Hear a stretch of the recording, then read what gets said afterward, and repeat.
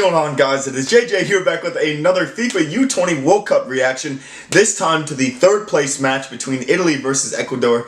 Now, obviously with, the heartbreak of not making the final, especially for Italy, and maybe even more so for Ecuador with the way that they've played in this tournament, this game was kind of meaningless, if you understand my meaning. I mean, both teams, obviously, you want to come out and get a victory, but at the same time, Italy, I feel like the way that they, fielded this game in preparation for it, there wasn't really a way to go for it. And I mean, just in general, it felt like Italy definitely, obviously they fielded a much weaker side. They played a experimental 3-5-1-1 formation to kind of just essentially get players that didn't play for the majority of this tournament into the contest, whereas Ecuador wholeheartedly went for it. I mean, Gonzalo Plata started, Campana started, Reza Bala started, so a lot of the starting Ecuador players really got into the contest. They got a part of the game. Plata especially, I feel like, was going all the way in for this contest, but at the same time, this is a great part of how Italy is coached, that they are always coached, defense first. So this 3-5-1-1 formation that they played in this game that didn't really have pretty much, I think Esposito, is the only one that I remember necessarily starting a lot of the games, besides, Luca Ranieri.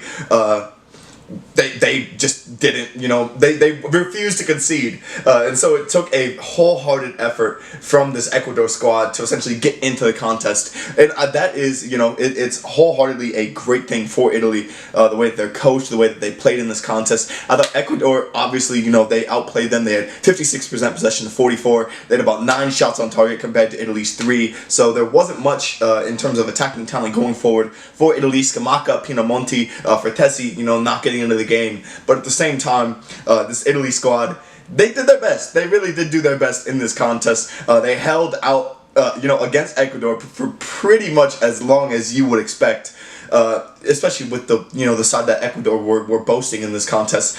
I would have to give, I guess, my man of the match award. I want to say Plata, because I thought he was everywhere. I mean, he also did end up with a yellow card, but I thought he was, from that right flank, cutting to the left, going down the line, crosses, shots. I thought he was just everywhere, and it hurt Italy. It really did hurt Italy, and that whole, right-sided defense of Italy as well. I think all of them got yellow cards. Like, I think all of them in this contest at one point or another. I know it wasn't Plata necessarily attacking them. It was Alvarado.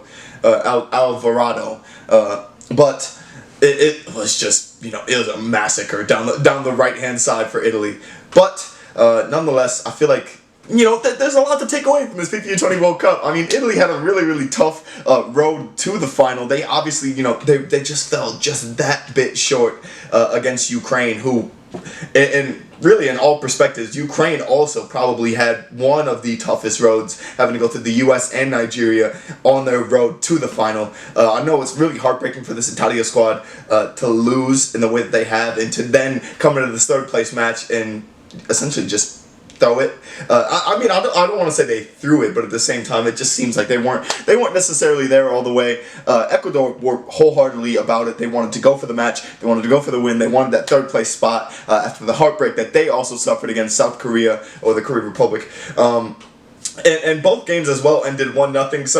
So it'll be interesting to see the final, because both semifinals ended 1-0. Now the third place match ends 1-0, and Ukraine South Korea final probably will be low scoring. Ukraine have not scored a ton as well either, but sort of getting back to this contest, I feel like Ecuador really did, go out. They did their hardest. The sub-20 squad has been absolutely tremendous throughout this U20 World Cup, and for them to, get to this point and then secure the third place victory, even after the heartbreak of the semifinal, it's all props, to the squad and to the development of what these, these young stars wanted. So I know it's a bit of a somber topic for Italy, having to go into this third place match and deciding, what we're gonna actually give some players some minutes. But at the same time, it was an amazing, it's an amazing U20 World Cup in general, and I'm looking forward as well to seeing Italy in the U21 Euros. So I know the squad for that is absolutely ridiculous. So it should be a very interesting, U21 Euros in general for this Italia squad.